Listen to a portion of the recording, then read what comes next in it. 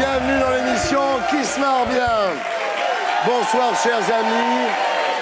Merci de votre fidélité. Pendant 50 minutes, nous allons passer ensemble en revue l'actualité de la semaine en compagnie de 5 terriens extra. Anna Mouglalis. Bonsoir. Laurence Boccolini. Jean Lassalle. François-Xavier Demaison. Et Mustapha El Atrassi.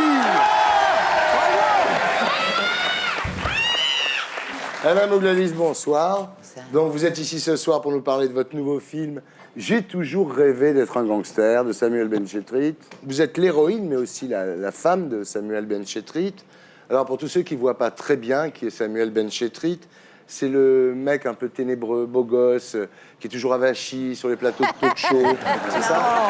Non, moi j'aime beaucoup Samuel.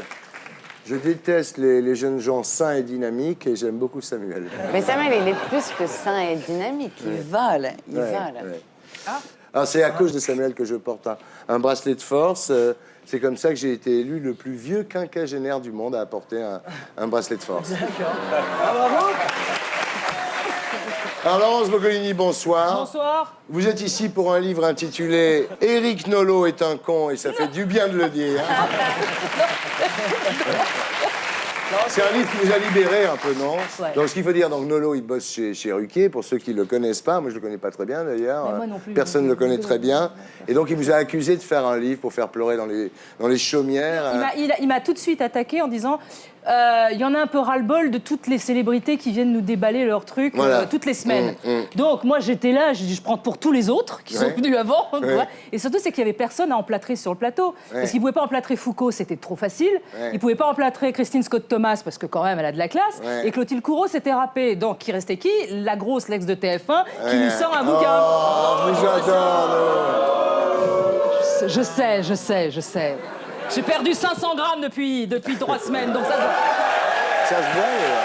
Non, mais voilà, c'est tout. Maintenant, les gens ont dit Nolo a fait pleurer Boccolini. C'est pas Nolo qui m'a fait pleurer. C'était Picouli qui a dit des choses très belles et ça m'a touchée vraiment profondément. Donc votre livre s'appelle « Puisque les cigognes ont perdu mon adresse ». C'est mes 5 ans de combat. Voilà, c'est ça. Pour être maman. Et c'est très poignant, on en parlera tout à l'heure. Mais il ne faut pas perdre espoir. Hein. Vous savez, Sarkozy est président. Oui, je me dis la aussi fille de Taxi a chopé un Oscar. Arthur fait du théâtre. Voilà, tout peut arriver dans la vie, regardez. Il faut y croire. Il y a toujours un espoir. Jean Lassalle, bonsoir. Bonsoir. Alors, disons-le tout de suite, Jean Lassalle, vous faites partie du MoDem. Et ça, je crois que ça peut s'applaudir. Le MoDem, mesdames, messieurs. C'est courageux.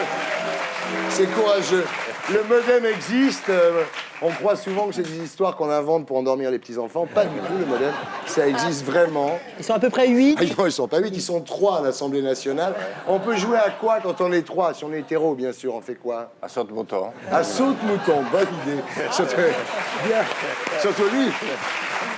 C'est que le MoDem, c'est un peu comme les ours des Pyrénées. Si on fait rien, dans 10 ans, il n'y en aura plus. Hein. Oui, absolument. Ouais. Et vous avez tous l'accent de Massimo Gargia ou pas dans le... Est-ce que ça va?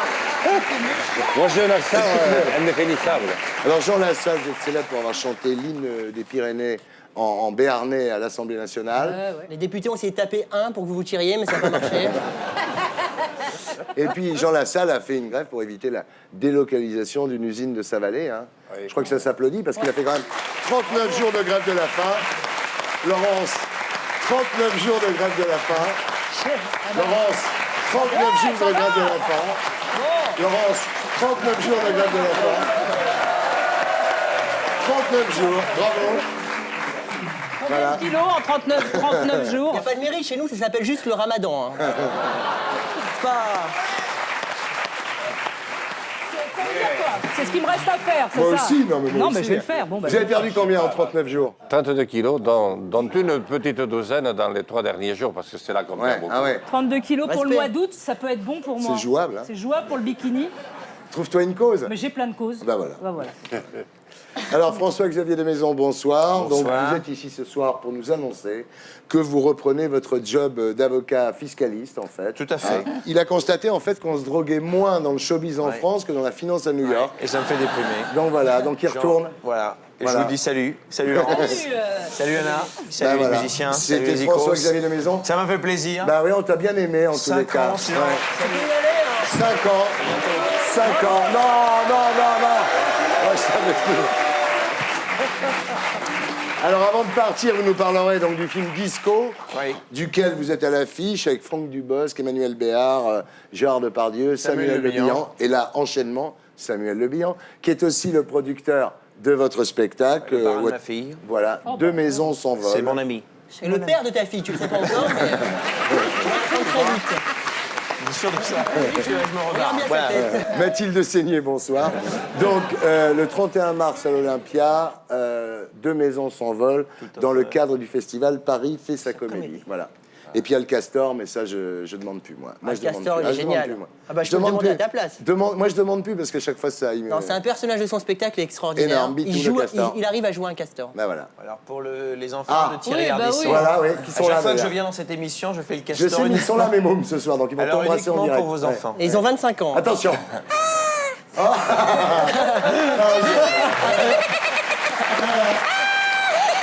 Le Castor Ardisson, le Castor. Voilà. Merci, bonsoir. Et la musique est assurée par les gréements de fortune, emmenés par Bibi. Voilà, les présentations étant faites, on commence par les infos de Blacko. En France, l'an dernier, 3162 enfants ont été adoptés à l'étranger, alors que près de 30 000 familles étaient candidates. Forcément, quand l'offre est 10 fois plus faible que la demande, l'attente est longue pour le client. Mais pourquoi faire la queue quand avec un petit billet, on peut être servi avant les autres? Un petit billet pour se payer le voyage au Cambodge, à Haïti ou à Madagascar, puis un petit billet sur place pour obtenir les autorisations, et hop, un dernier petit billet pour choisir le plus beau. La loi du marché, c'est moche, surtout pour ceux qui n'ont pas les moyens. La mission Colombani a heureusement pensé à eux. Elle suggère de verser de l'argent aux pays qui favoriseraient les Français candidats à l'adoption. On appellerait ça un fonds de coopération humanitaire. Pour pénétrer le marché de l'adoption, il faut se donner les moyens. Je paye cash. On va finir par croire que Delanoë n'aime pas les femmes. Ça pourrait se comprendre, car elles se mettent constamment en travers de son chemin. Au municipal, ce sont 2 femmes qui étaient ses principales adversaires, et au PS, c'est encore une femme qui lui barre la route vers la tête du parti. Alors forcément, il est obligé de se défendre. Pour contrer Ségolène, qui n'arrête pas de draguer Bayrou, il a donc refusé de s'allier au Modem à Paris. Avec ce choix, il a sacrifié les chances de victoire du parti dans le 1er, 5e, 15e et 17e arrondissement. Et comme par hasard, dans ces 4 arrondissements, les candidats du PS étaient toutes des femmes. Si elles ont vraiment un 6e sens, les femmes vont finir par se rendre compte qu'il y a un problème avec Bertrand. Qu'est-ce qu'il a? Il est misogyne ou quoi? Ce n'est pas à moi de le dire, ça c'est à l'ensemble des membres. Pour la première fois dans l'histoire de l'humanité, un homme est tombé enceinte. Et oui, cet homme est américain, il s'appelle Thomas Beatty. Sa femme étant devenue stérile à la suite d'une opération, il a décidé de se faire inséminer pour porter leur enfant. Alors les filles, ça ouvre des perspectives? Pourquoi ce serait toujours à vous de prendre 15 kilos, d'avoir des nausées et de pleurer votre race au moment de l'accouchement? Allez, vous emballez pas. Si Thomas est enceint, c'est que quand il est né, c'était une fille. Son opération de changement de sexe a préservé son utérus. Voilà pourquoi il a pu être inséminé. La nouvelle est parue sur le site d'un tabloïd anglais. C'est vous dire si c'est fiable. Allez, Oust, fini de rêver. Il y a le dîner des gosses à préparer. Tout le monde craignait que Nicolas et Carla ne fassent tâche à la cour d'Angleterre. En France, le Parisien rappelait les règles de politesse élémentaires à respecter pour éviter l'incident diplomatique. De son côté, la presse anglaise enfonçait les clous en publiant des photos de Carla nue, agrémentées d'articles sur les manières de beauf de Sarkozy. Et puis, miracle, en un rien de temps, le cœur des Anglais a chaviré. Faut dire que dans son discours, Sarkozy n'y a pas été de main morte sur les compliments. Vous êtes devenu pour nous un modèle. En même temps, il s'est déjà fâché avec les Allemands, il peut pas non plus se fâcher avec tout le monde. Mais ce que les Anglais ont préféré chez Sarkozy, c'est Carla. Une révérence altière? Oh! Une petite blague avec le prince? Ah! Et le soir même, la presse anglaise titrait cette fois sur le charme irrésistible de la première dame de France. Manifestement, le carla-brunisme est en train de devenir l'avenir du sarkozysme. Bravo Blacko, c'est bien Julien, vraiment. Alors, le carla-brunisme est-il l'avenir du sarkozysme? En tous les cas, franchement, la révérence était bien, hein, non? Ah oui, mais faut pas aller trop bas. Regarde, regarde. Hop là. Hey. Non, non, c'était mesuré. C'est pas mal. Mais elle se baisse comme ça pour embrasser son mari aussi, en général. Elle a l'habitude, la Sarkozy. Alors, Oui, mais t'es pas obligé de la faire, la référence. Tu n'es pas sujet britannique. Nancy Reagan ne l'avait pas faite. Hein. On est quand même dans un pays dans lequel, enfin, je sais pas, on a coupé la tête du roi. on regrette. On Bah, toi, regrette tu pas. regrettes, On oui. Moi, je regrette pas. regrette. Vive la République, non? Ouais. Je sais pas, moi, Ah ouais. ça me donne le blues. J'arrive pas à y croire à cette histoire. Je trouve C'est ça marrant, surréaliste, c'est vrai. la façon dont c'est montré, dont c'est suivi. Quand je vois que c'est les 3/4 du journal de 20 heures, cette visite, mais même pas en plus les échanges politiques, juste la visite touristique et le château et la façon dont, enfin, je sais pas, on bande sur la royauté. Non, dis pas ça devant moi, tu me rends dingue, Anna. Ouais, c'est vrai, hein. Quand Mouglalis dit bande d'un seul coup, bah oui, on a un début d'érection. Alors que moi, quand je dis bande, ça, franchement... Toi, on pense à un groupe d'amis. Comment tu l'as trouvé, la Pierre Carla, là-bas?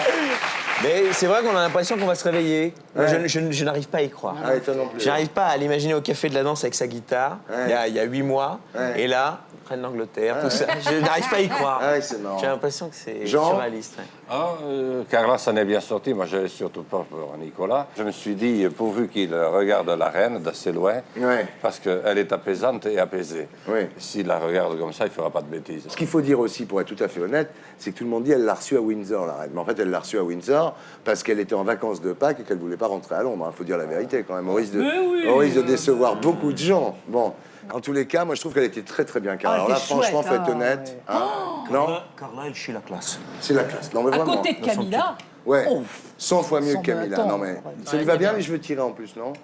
j'aime bien, Oui, moi. j'aime Ça fait net. Ouais. Ça fait propre. Il y avait plein de règles avec la reine, faut pas la toucher. Non, faut rien faire. Faut Ah oui. pas la regarder. Même pas lui adresser Sarkozy la l'a pas parole. touché, ouais. Avec Bernadette Chirac aussi, il fallait pas la regarder ni la toucher. C'était pour des raisons de sécurité.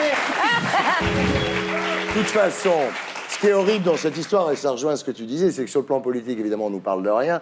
C'est-à-dire que la France, comme les Américains, comme les Anglais, s'engagent en Afghanistan de plus en plus, non seulement autour de Kaboul, mais au sud du pays, sans qu'il y ait eu aucune discussion au Parlement. Hein. Voilà, donc là, on est en train de rentrer dans une nouvelle guerre. Mais nous, on nous explique pas, nous, on nous montre Carla Bruni, nous. Hein, ouais. C'est un peu inquiétant parce que, puisque maintenant, chaque fois qu'il y avait une prévision de guerre, le Parlement était toujours associé et il y avait un débat. Bah oui. Tandis que là, on s'y enfonce de plus en plus et ça n'a rien à dire. Voilà. Alors, dans l'actualité, Fourniret, C'est moins de ça vous fait moins bander, là. Mustapha, une vanne sur Fournier. Voilà. Non, je peux pas fournir, là. Laurence Boccolini, rebonsoir. Rebonsoir. Vous êtes ici ce soir pour votre livre « Puisque les cigognes ont perdu mon adresse chez Plomb. Oui. Vous dites, à 10 ans, je voulais 11 enfants. À 15 ans, 6 enfants me semblaient représenter le chiffre du bonheur familial. À 20 ans, je penchais plutôt pour 3 enfants, dans un idéal politiquement correct. Bah oui. Aujourd'hui, à 44 ans, un seul enfant comblerait le vide immense de mes bras. J'échangerais tout contre un enfant. Vas-y, fais-nous rire maintenant. Ouais. Moi, je trouve ça, non, sérieusement, je trouve ça très touchant.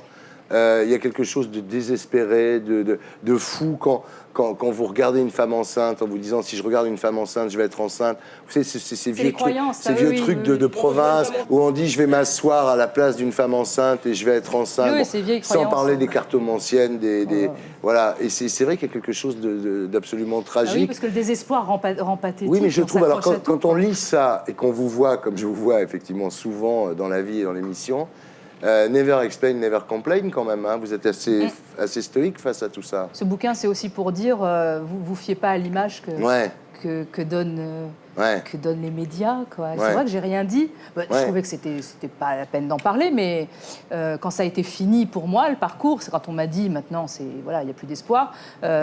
C'était important pour moi de témoigner et non pas de me confesser, parce que confesser, il y a une notion de péché. Et je pense qu'être infertile, c'est pas un péché. C'est juste une pathologie comme une autre, comme être diabétique. Et il n'y a pas de honte pour les couples, les femmes ou les hommes, à dire, bah moi ça marche pas. mais pour une femme, c'est terrible d'être infertile. Mais c'est honteux, puisque Ouais. c'est la chose la plus facile Ouais. et la plus naturelle depuis la nuit des temps, puisqu'on est là. Et se dire qu'on ne peut pas procréer, Ouais. si on ne peut pas porter, ça veut dire qu'il faut trouver un sens à sa vie, puisque dans l'absolu, la femme est là pour avoir des enfants, pour continuer la lignée. Alors, vous donnez des conseils, vous dites par exemple 37 ans, c'est la date fatidique, il ne faut pas se fier aux femmes qui ont des enfants à 45 ans parce que finalement c'est des exceptions qui confirment la règle en fait. Il y a toujours quelqu'un pour vous dire mais attends, mais moi ma tante elle a eu mon cousin à 45 ans et ma concierge elle était enceinte. Il ne faut pas se raccrocher à ça parce qu'effectivement ça arrive, les grossesses spontanées à 45 ans, c'est pas assez pour dire oui c'est une statistique sur laquelle on peut se poser et dire voilà, c'est rassurant, c'est pas rassurant. Ouais. À partir de 37 ans, la fertilité de la femme décroît et à partir de 42 ans, elle chute. La courbe fait comme ça et comme ça. Elle en parle très bien. Moi, je trouve qu'elle parle très bien de ce sujet qui est un sujet extrêmement difficile. Et il y a beaucoup d'émotions et une émotion à fleur de peau. Ouais. Je trouve que c'est très oui, c'est ici qu'elle en a parlé la première fois. Oui, c'est ici. Parce qu'elle sait... C'était pas préparé. Non, mais ce que vous dites de poignant, c'est qu'en fait, au moment où il fallait faire les enfants, vous vous êtes dit, si je me casse pour faire un môme, je vais perdre mon job. On me l'a dit. C'est terrible. Mais on me l'a dit. Ça, c'est vraiment, alors là, pour le coup, c'est vraiment le sexisme. On me l'a pas dit avec ces mots-là, mais on m'a dit, oh, bah, tu vois, ce serait, à la rentrée, on prévoit un truc pour toi, ce serait bête que... Enfin, voilà, mais ça veut pas dire que j'ai fait passer ma carrière avant moi, c'est que moi, j'ai pas eu la chance de rencontrer l'homme de ma vie à 20 ans. Eh ben, je l'ai rencontré à 40 ans. Ce qui est terrible, justement, au sujet de Michael, vous dites, des fois, j'ai envie de me barrer parce que j'ai pas envie de lui imposer cette souffrance permanente qui est la mienne. C'est très généreux. Et après tout, c'est moi qui l'empêche d'avoir des enfants normalement, biologiques, etc. Ouais. Donc, je vais partir. Mais c'est vrai que moi, mon mari, il a 25 ans. S'il vous laisse, il rencontre une fille et dans 9 mois, il est papa. Tu vois, tu as réussi à adopter, Laurence. Bravo. Ça s'appelle « Puisque les cigognes ont perdu mon adresse », Laurence Boccolini chez Plon. C'est un livre que je vous recommande.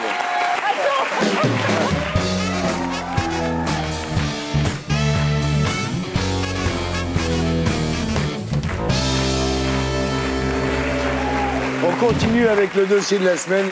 Et cette semaine, notre dossier, évidemment, ce sont les Jeux Olympiques de Pékin.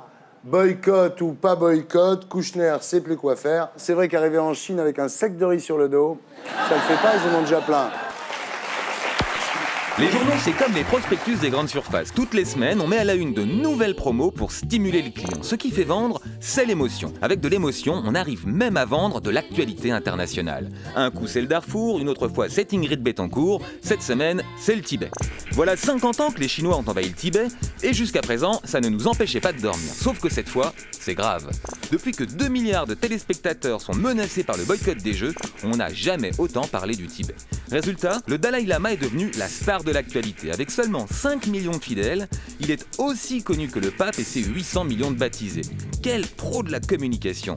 Grâce à sa coupe de cheveux et à son code couleur, tout le monde le reconnaît. Faut dire qu'il est beaucoup plus souriant que Benoît XVI. Il a surtout compris que pour faire passer son message à la télé, il fallait éviter à tout prix l'agressivité. Les autres peuples opprimés devraient en prendre de la graine. Les Tchétchènes, par exemple, on n'en parle jamais à la une. Forcément, au niveau du look, la barbe et la Kalachnikov, tout de suite, ça fait terroriste. Les Palestiniens, c'est encore pire. Cette idée de se faire exploser au milieu des civils pour attirer l'attention, c'est très mauvais pour leur code de sympathie. Ah, si Ben Laden pouvait se convertir au bouddhisme, on le trouverait certainement plus sympathique. Au lieu de se cacher dans sa grotte, il serait invité dans le monde entier pour faire des conférences. Le seul problème, c'est que depuis le temps que le Dalai Lama fait le tour des télés pour parler de l'invasion du Tibet, les Chinois sont toujours là. Alors d'accord, tout le monde le trouve sympa, mais sans les Tibétains tués en manifestant contre l'armée chinoise, on n'aurait jamais ressorti l'idée du boycott. Pour faire plier la Chine, quelques milliers de morts dans des émeutes au Tibet une semaine avant le début des Jeux, ça serait beaucoup plus gênant que l'éternel sourire du Dalai Lama. Eh oui, bravo Blanco, c'est bien Julien. Non mais c'est vrai que le Dalai Lama, il est un peu trop zen, le Dalai Lama.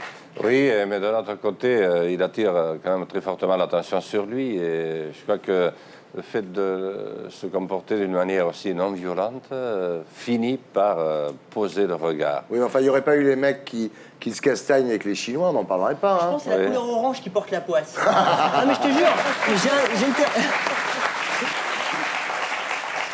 C'est quand même incroyable de se rendre compte aujourd'hui de la nature du régime chinois. En fait, on le savait le jour où on leur a donné les Jeux, on savait qu'ils étaient comme ça, non? À mon avis, ça risque d'emporter le régime. Alors, j'espère qu'on ne leur paiera pas trop cher un nombre de morts. Ce serait quand même une bonne nouvelle. Hein. pensez que ça peut emporter le régime chinois? L'URSS ne s'est jamais relevé de l'Afghanistan. Ouais, c'est vrai. Les États-Unis ont mis des décennies et ne sont pas encore établis du Vietnam. Et vous savez, le Tibet, c'est quand même quelque chose qui résonne dans tous les peuples du monde. C'est bonne analyse politique. Non, sérieux, bravo. Voilà. Tu vois, Jean Lassalle est un sage, tu comprends? Je tape pas les top modèles. C'est pas faute de vouloir. Surtout qu'ils ont eu les jeux pour que la situation évolue là-bas. Oui. Ça a été une... C'est vrai. C'était ça l'argument de Monsieur Rogue. Dans 8 ans, Ouais. dans 8 ans, votre régime a évolué. Il n'a pas évolué. Alors qu'en Pas fait, du ça tout. va servir à asseoir le Sinon, régime. ils se foutent de notre gueule ouvertement. Mais il faut boycotter, on a l'habitude en France. On avait déjà boycotté Astérix aux Jeux Olympiques. On peut continuer.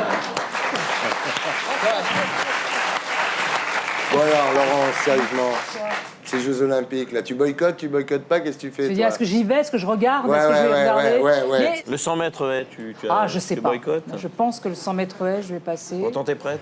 Mais c'est compliqué parce que tu te dis aussi qu'il y a plein d'athlètes qui se sont préparés, qui attendent cette.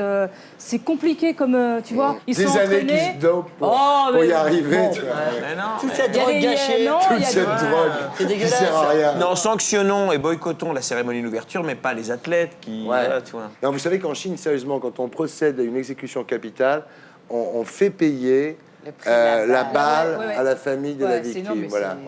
oui, Et oui. quand Sarkozy demande un peu de retenue, c'est peut-être ça qu'il veut dire. Peut-être qu'il faut que ce soit les autorités qui payent la balle. C'est terrible. Hein. Ils ont fait un capital d'ailleurs sur M6, coût de l'opération, 23 €. Mais tu sais qu'on va apprendre de plus en plus de trucs sur les Chinois. On va plutôt découvrir qu'ils mettent du chien dans les nems. Tu vas voir. Non, mais en Chine, 30 millions d'amis, c'est diffusé sur Cuisine TV.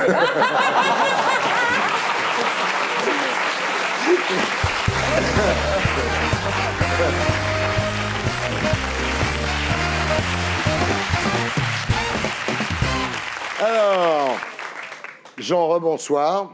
Bonsoir. Donc vous êtes député du Modem de la 4e circonscription des Pyrénées-Atlantiques. Vous êtes donc un des 3 députés Modem de l'Assemblée nationale. Le 3e s'appelle Abdoulatifou Ali. Là, il faut être en galère quand même. Il faut prendre un mec qui s'appelle Abdoulatifou Ali, il faut pas être nombreux là. C'est qui ce mec? Là, c'est un type très sympa qui est arrivé du territoire d'outre-mer. Il est sympa, non? Cool. Ah non, il est vraiment très sympa. Bon, mais si tu nous regardes, Abdoulatifou, t'es le bienvenu dans cette émission. Envoyez-le nous, on aimerait bien le connaître. Ah oui, oui, oui. Abdoulatifou. Alors, Jean, vous êtes maire de Lourdios-Icher. Faut déjà le faire aussi. C'est sympa, ça vit un peu le soir là-bas. Il y a de la meuf. C'est Ah comment? oui. Ah ouais. Et on vote à 98%. Hein. Ah, les C'est-à-dire moutons que votent c'est- aussi là-bas. Les moutons, traditionnellement, ils votent pour lui. C'est comme ça, c'est une tradition locale. Alors, vous êtes ici, Jean, ce soir, pour un livre qui s'appelle La parole donnée, aux éditions du Cherche Midi, où vous racontez le tunnel du Somport. Vous avez d'abord milité pour qu'il soit percé, ce tunnel, pour désenclaver votre vallée. Et une fois qu'il a été percé, vous avez milité pour qu'on n'enlève pas la gendarmerie. Hein. Ça a été terrible. Et c'est à cette occasion que vous vous êtes affronté à Nicolas Sarkozy, en plein milieu de l'Assemblée nationale. Vous avez chanté votre fameuse chanson, votre tube, quoi, on peut dire. Est-ce qu'on peut l'entendre? Ah bon? Ça serait génial. Moi, personnellement, je suis d'accord. On veut l'entendre. Enfin, c'est un peu comme le castor avec François-Xavier de Maison. C'est vraiment pour faire plaisir. Alors, Un micro-main, s'il vous plaît, Bruno. bah oui. Un micro-main. Il y a tout ce qu'il faut. Alors ici. Jean Lassalle sera en tournée en France, au Zénith de Bordeaux, le 12 Attention. Allez-y. Aqueras montañas que tan altas son, m'empêchant de veder, mas amoson son. Si canti, oh che canti, canti pasperio, canti per ma mia, che io pres de io. Énorme. Ah, il explose tout. Alors. Jean Lassalle, mesdames, messieurs. Énorme. Non, non, pas une autre, non, pas une autre.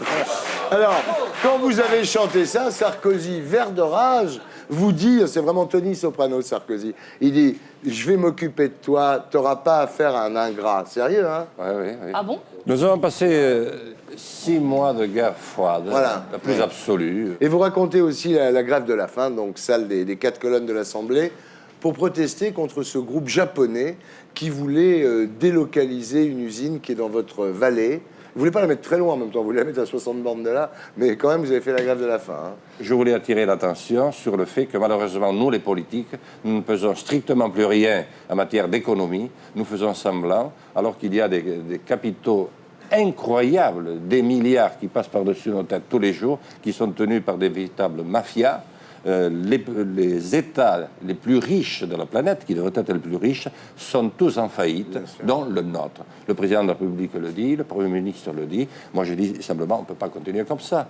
On peut faire semblant un moment, mais pas tout le temps. On est des députés de la nation. Moi, je ne pouvais pas garder ça pour moi. Et j'ai été heureux que ça ait eu un certain écho, que ça ait sauvé l'usine, et que ça ait permis aussi de poser un certain nombre de questions. Un big up pour Jean Lassalle, mesdames, messieurs. Là, tu fais un tabac. Et voilà.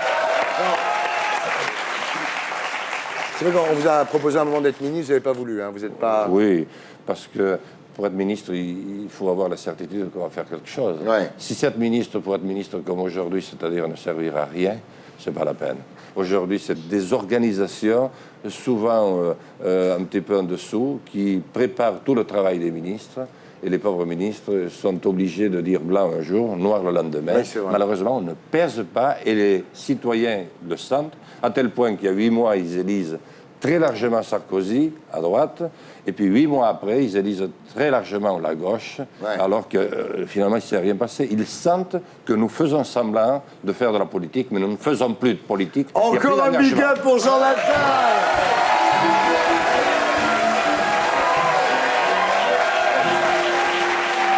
Vous l'aimez bien?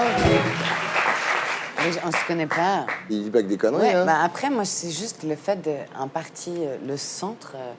Moi, je pense que quand on est de gauche, on est fier de l'être. Et quand on est de droite, on a un peu honte. Mais, donc, dire qu'on est du centre, pour moi, c'est dire qu'on est de droite, mais en ayant encore un peu plus honte que les gens de droite, non?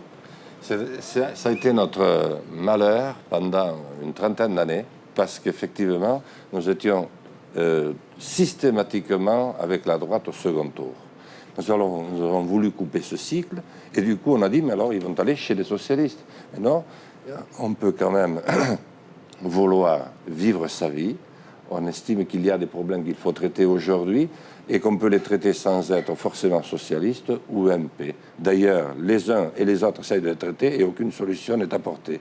Donc, nous avons voulu créer une nouvelle famille politique, qui d'ici quelques années conduira, je l'espère, le pays, et le conduira différemment de la manière dont il est conduit aujourd'hui. Alors, il n'y a qu'une question, là. Il est quand même bizarre, des fois, Bayrou, là. Vous l'auriez pas laissé monter, vous, la mère royale, là, entre les deux tours, chez vous? Pourquoi il n'a pas voulu qu'elle monte? Ouais, je ne suis pas sûr. Elle est pas mal, quand même. Non, honnêtement, c'est une très jolie femme. Très jolie, moi, je l'aurais laissé monter. Je l'ai dit d'ailleurs dans mon best-seller, c'est une jolie femme. Elle n'a pas été très gentille en disant il était comme celui qui avait peur du coup de la panne. Je pense que tout ça, c'était quand même un petit peu prémédité. Vous croyez qu'elle fantasme sur lui un peu? Un petit peu, peut-être. Un petit peu. Oh là là là là.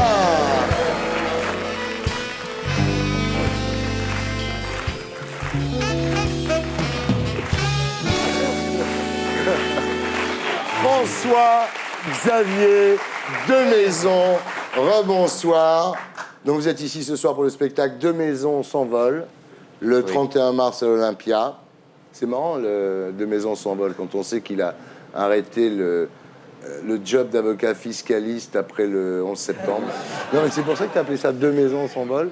Non, pas du tout. Bah, tu vois. Je n'aurais pas fait cette plaisanterie de mauvais goût. Eh ben oui, mais elle est faite, ça y est. Non, c'est juste parce qu'effectivement, voilà, ce spectacle, c'est celui qui m'a fait connaître, qui m'a... C'est celui que j'ai vu? Oui!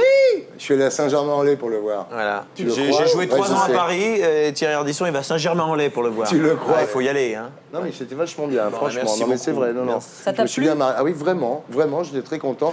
Et mon fils Gaston aussi. Voilà. Plus drôle qu'un discours de Bayrou, par exemple? Alors, vous êtes ici aussi pour Disco, le nouveau film de Fabien Onteniente, Oui. avec Franck Dubosc. Emmanuel Bérard, Gérard Depardieu, Samuel Le Bihan. Abel Zamani, Voilà. Isabelle Nanty. Clovis Voilà. Cornillac.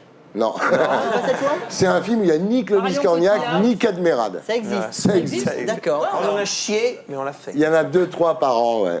Alors le pitch, donc c'est Dubosc, qui est un has-been loser, qui vit chez sa mère au Havre et qui remonte son groupe Voilà, de pour payer les danseurs. vacances à son fils, Voilà. il fait un concours de disco organisé par Jean-François Jackson, qui C'est est joué ça. par Gérard Depardieu. Voilà. Et donc au Gin Fizz, ils vont recréer des concours disco. Alors c'est le Havre, voilà, c'est la musique disco, c'est drôle, c'est plein d'humanité. Enfin voilà, on s'est éclaté à faire ce film. Ouais. Et j'espère que les spectateurs s'éclateront autant à le voir, n'est-ce pas?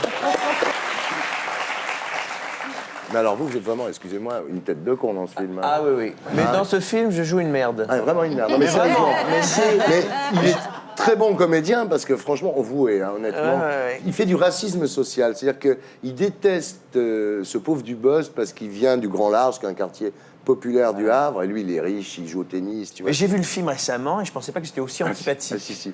Mais c'est une raclure de bidet, mon personnage. On parle en ch'ti dans le film ou pas? Pas du tout. Ah, ça On marchera parle pas. avec- Bon, regarde à quoi ça ressemble.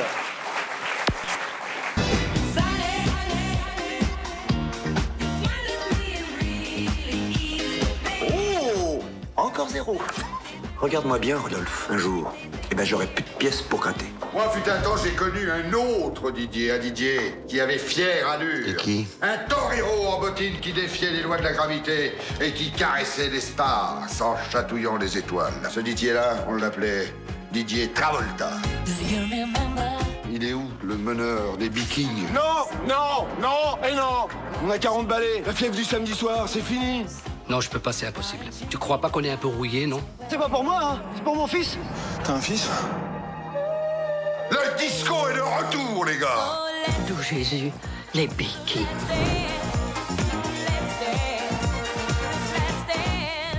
Voilà, je vous explique. J'étais un très bon danseur de disco. J'ai juste besoin d'une petite remise à niveau. Parce que voilà, je vais pas tout vous dire, mais je participe à la Gin Fizz Academy. Le Gin Fizz? La boîte de nuit Jean-François Jackson, l'ancien batteur des Martin Circus. Ma Marilène. Oh, tu es ma reine.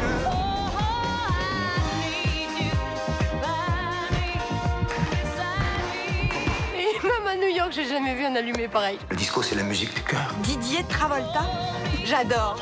Et entre nous, là, votre truc, là, la moulinette de l'amour, bah, faut arrêter ça, parce qu'ils ont inventé l'électricité depuis.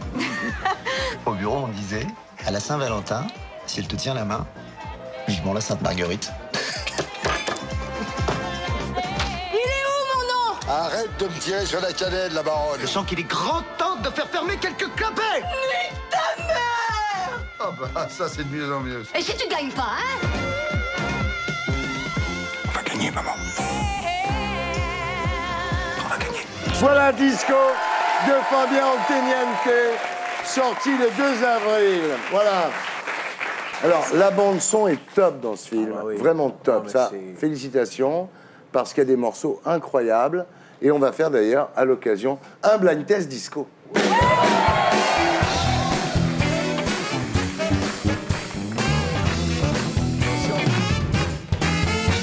Attention, ça va aller très vite.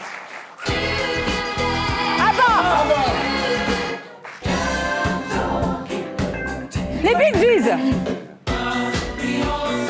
Bonhomme. Cher. Earth, Wind, Fire. Nicole Croisille. Gloria Gaynor.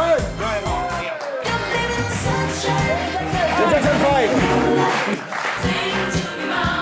Karen Cheryl. Ouais, bravo. Ça, c'est difficile.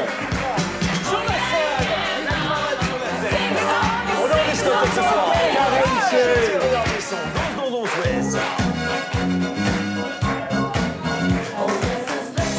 Kool and the Gang.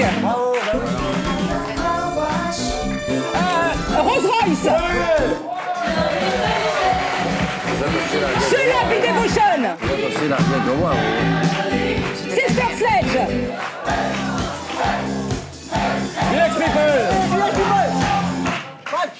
Bon voilà, à la sortie de ce blind test, numéro 1, Et on l'applaudit. Laurence Boccolini, numéro 2. Numéro 2. François-Xavier de Maison. Bravo. Bravo. La salle et Mouglalis sont jetés. Toi, t'étais numéro 3. Mais je sentais quand même Jean Lassalle qui bougeait un petit peu Oui, les bah, fesses. Il a zouké un peu.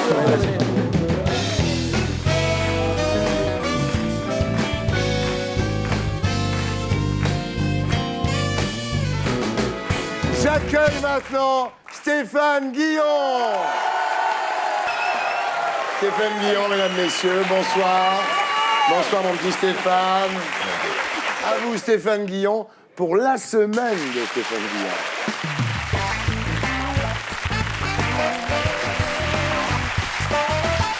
Le public vous adore, hein. Ça va pas durer. Ouais. Et on commence avec une très bonne nouvelle, on la doit au JDD. Le président nouveau est arrivé, comme le Beaujolais. Alors, est-ce qu'il a un petit goût de violette en bouche? Faudrait demander à Carla Bruni. C'était là la chute, normalement. Le public vous adore. Ah ouais, mais... Bien. Politique, on salue la modestie de François Fillon qui, pour ne plus faire d'ombre au président, se tient accroupi sous son micro. Bien là. Et voilà. International, 2 journalistes russes tués en 24 heures. Ah, enfin. Poutine en a fait assassiner une vingtaine sous son air. On craignait que Medvedev ne soit pas à la hauteur. Medvedev, petite bite. Bah oui, mais ça, c'est pour vous refroidir, les enfants. Ah bon. Tibet, Nicolas Sarkozy demande à la Chine plus de retenue. Alors, plus de retenue, ça veut dire qu'au lieu de 130 moines assassinés, ce serait chouette, la semaine prochaine, qu'il n'en supprime que 75. Hein, ce serait batte. Hein. La Chine qualifie de honteux l'incident survenu lors de la cérémonie de la flamme olympique. C'est vrai que c'est honteux ce qui s'est passé. Brandir un drapeau avec des menottes, gâcher une si belle fête, c'est dégueulasse. Il faut boycotter Reporters sans frontières. Merde.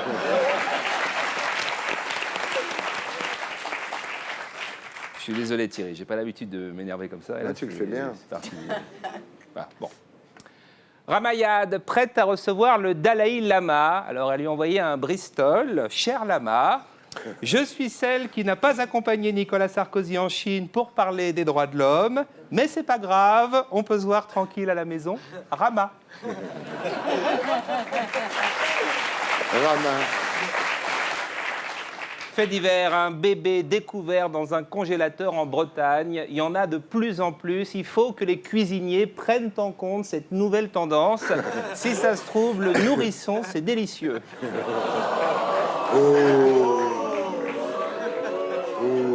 Attendez, c'est pire, celle qui vient. Ah bon, alors. Médecine, l'épreuve du cancer renforce le couple. Si vous êtes au bord du divorce, développez un petit cancer et vous baiserez comme au premier jour. Vas-y, vas-y, touche-moi le sein qui me reste. Quelle horreur. Mais t'es horrible. Bon. Nature, un calmar géant exposé au Muséum de Paris, 84 kilos pour 9 mètres de long, un peu plus gros qu'un spermatozoïde de Guy Carlier. Ça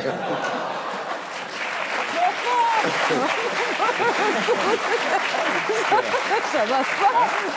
Ça ressemble, non? Oh, mais non. Mais ça ressemble. Il dit ça ressemble. Sport, pour que le PSG gagne, Paul Le Guen s'est enfin tourné vers Dieu. Ah oui, oui.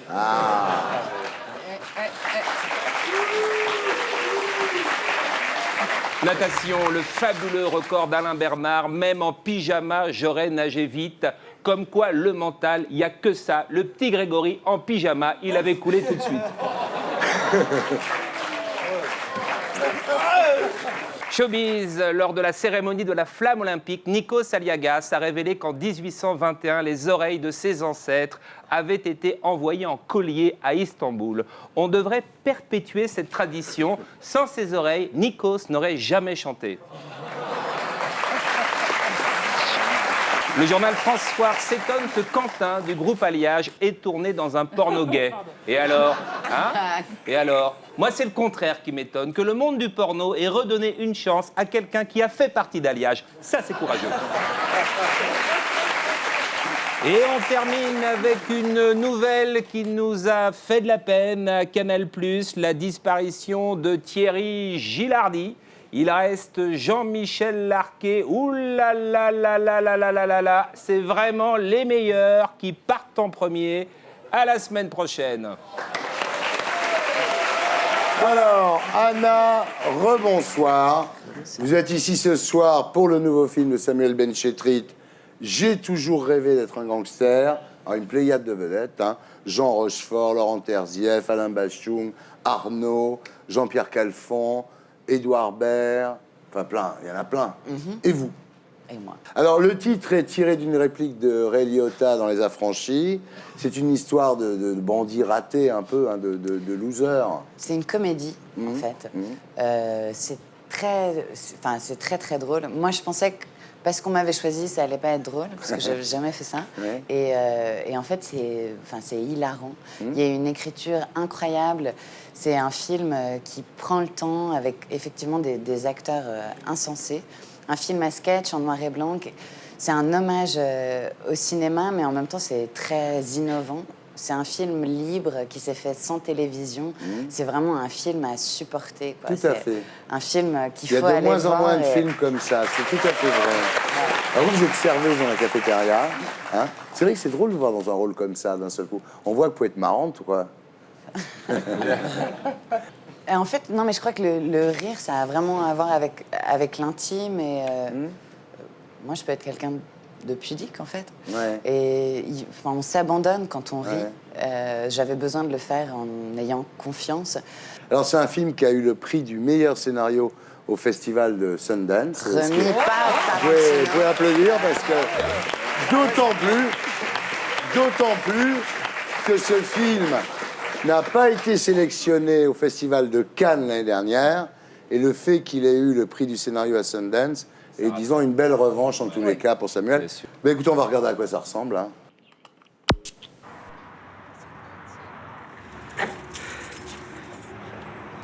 J'ai toujours rêvé d'être un gangster est un film avec des types qui ont des collants sur la tête.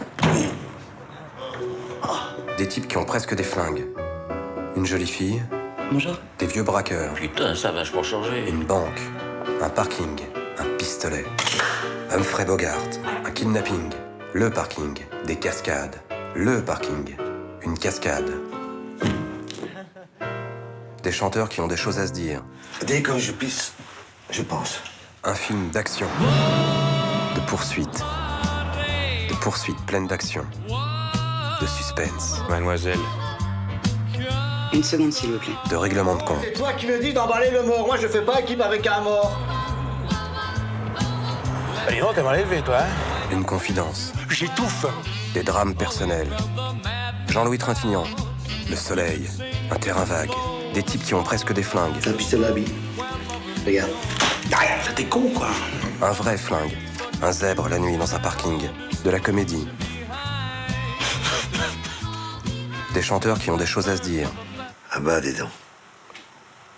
Oh la moche. Ouais. Arnaud. J'ai toujours rêvé d'être un gangster et uni toute la jeune garde du cinéma français. J'ai toujours rêvé d'être un gangster. Casey joins the hollow sound of silent people walking down the stairway through the subway in the shadow. Bon ben, je suis aux toilettes.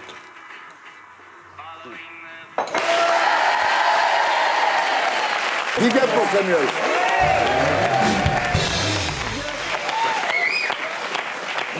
Bon, maintenant, alors vous êtes tous prêts, là? Bah, le champion de l'actu. Le champion de l'actu!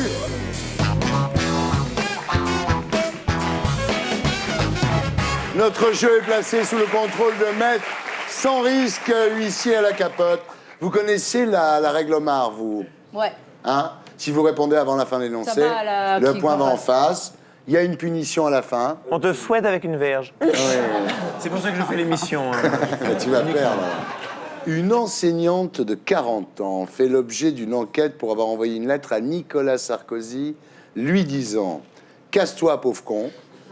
Si tu veux parler d'éducation, commence par la tienne. Sarkozy, petit zizi. Ensemble, rien n'est possible. Ou mon corps te réclame. » Mon corps te réclame. Mon corps te réclame. Mon corps te réclame, Thierry. On n'a rien de dire. En fait, pour attirer l'attention du président, on avait écrit anthrax et nitroglycérine sur les colis, tu vois. Ah, faut pas écrire ça. Ah bah oui, Ah ça donne non. envie d'ouvrir tout de suite. Bernard Kouchner a l'habitude de faire son jogging au jardin du Luxembourg. Depuis que Spielberg s'est Avec un sac de riz sur l'épaule, en téléphonant, torse nu, en costume basket ou avec un collant moulant en lycra. En téléphonant. Torse nu. Torse nu. En collant moulant. C'est ce que je fais en aussi. lycra. Bah oui. Tous les mecs qui ont un peu de classe, faut leur footing en collant moulant. Il s'est fait attraper en train d'uriner par les forces de l'ordre Non, c'est dans vrai. le jardin de Dans son Luxembourg. collant. Et Dans son collant. Pas dans son collant, mais les gardiens de la paix lui ont dit d'aller faire ça ailleurs. Oh là là. Énorme. En plus, il écrivait son nom en pissant. C'était un peu... De qui parle Karl Lagerfeld quand il dit « Elle a la voix de John Moreau, la force d'Anna Magnani, la présence d'Ava Gardner. » Anna Mouglalis. Hop, Omar ici. Et voilà. Claudia Schiffer, Nicole Kidman, Carla Bruni, Alain Mouglalis ou Gérard Darmon, voilà. Ah oui, la règle Omar. La règle Omar, le point valable. Et voilà. Mais t'as été galant. Non, mais ça pouvait pas être Gérard Darmon en même temps, t'avais raison. Quel conseil Berlusconi a-t-il donné à une étudiante pour sortir de la précarité? Travaillez plus pour gagner plus. Créez votre entreprise et arrêtez de vous plaindre. Prenez de l'argent dans le sac de vos parents. Épousez un millionnaire ou prostituez-vous. Prostituez-vous. Épouser un millionnaire. Millionnaire. Épouser un millionnaire. Ah, il l'a dit. On dit aussi. La salle. Voilà, vous avez un point. Il a dit le mieux serait de vous trouver un millionnaire. C'est Berlusconi, hein. Un point pour le modem, c'est bien déjà. Mais un point commun. 3 députés, un point. Qui est Nicolas Prinsen? Le nouveau mec de Madonna, le nouveau directeur de la fiction sur TF1, l'homme chargé de surveiller Internet pour Sarko. Oui, ou le... celui-là. Hop, le point voilà. Ou le vrai nom de Nicolas Perrac. Non mais Jean, je vais lui expliquer. Ça s'appelle la règle Omar. C'est-à-dire, si tu réponds avant la fin de l'énoncé, le point va en face. Non. Ah ouais, si. Ça, c'est le modem. Ils font toujours gagner leurs adversaires. Il y a des lois dans ce pays, monsieur Lassalle. Ouais, d'accord.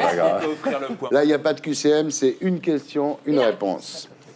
Selon le dictionnaire Larousse, à partir de combien de personnes des ébats sexuels sont-ils des partouzes? 2. 4. 2. 2. Ah bon? Mais pas 2, c'est pas possible, 2. Il a cité 3, c'est considéré comme une partouze. Ah oui. Bah oui, tu vois. Tu réalises que t'as jamais eu une sexualité normale. Non, c'est vrai. C'est terrible. Qui avait donné la bonne réponse? Mustapha. Anna, bah oui, Anna, bien sûr, bah oui. De qui Rachida Dati parle-t-elle quand elle dit « Il n'est pas sexy, cet homme-là, pas sexy des pieds, en tout cas. Il avait enlevé ses chaussures, j'avais le gerbillon. » Borloo. Il a donné Borloo, le point, voilà. Ouais. Nicolas Sarkozy, Bernard Kouchner, Jean-Louis Borloo, Brice Hortefeux, François Fillon. Et voilà, c'est ce qu'on appelle un homard. On a marqué le point. On va vous expliquer. Il faut attendre qu'il y ait toutes les propositions. Sinon, on perd. Ah, mais j'en ai Depuis le perdu début, 2 ou vous 3. faites ça. Anna et moi, on est en dépression. On en a marre, monsieur Anna est au bord du Lassalle. suicide. De toute façon, je vais vous dire un truc, tout ça n'a aucune importance. Ça n'a aucune importance. Aucune importance, parce que maintenant, les compteurs sont remis à 0, puisque c'est le... Banco. Et voilà.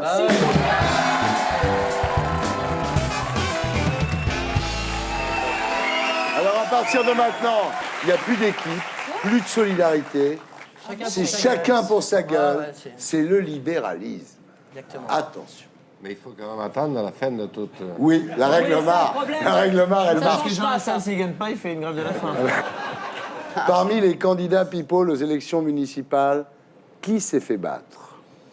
Philippe Torreton à Paris, Henri Lecomte à Levallois, Élie Chouraki à Neuilly, Francis Lalanne à Montauban ou Denise Fabre à Nice. Denise Fabre à Nice. Francis Lalanne. Torreton. Francis Lalanne, Anna Mouglalis. Bravo, elle a gagné le banco.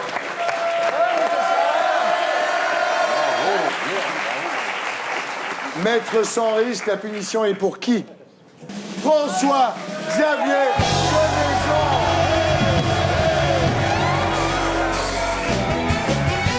Alors la punition, c'est simple. Hein. Il faut s'habiller en moine tibétain et crier « Vive le Tibet libre ». Mec, fais pas ça. Il y a des Chinois dans la salle. Je veux bien.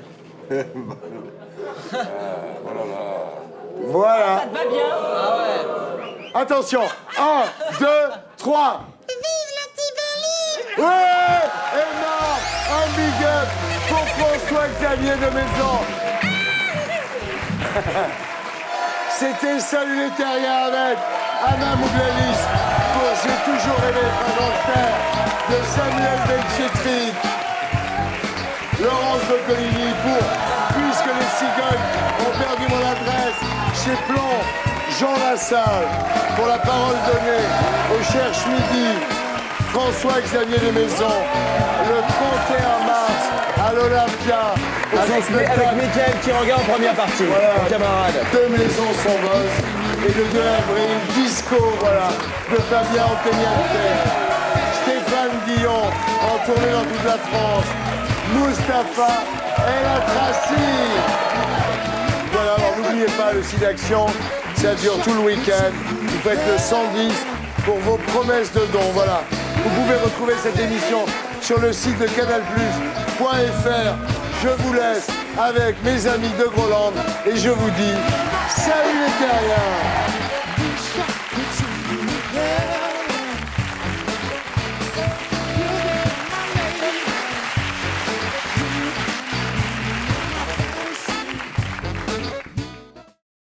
Et pour être sûr de ne rien rater de Inarditube, abonnez-vous et mettez un pouce bleu.